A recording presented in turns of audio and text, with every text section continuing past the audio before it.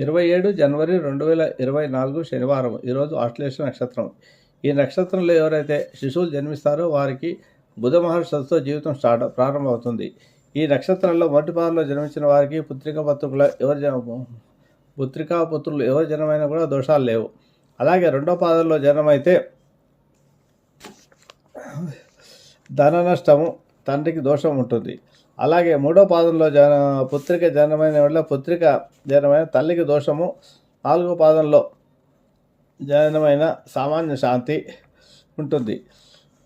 కాబట్టి ఈ నక్షత్ర దోషం ఉంది కాబట్టి సామాన్య శాంతికి గాను శిశువు ముఖాన్ని నోయలో తండ్రి చూడవలను మంత్రంతో సహా.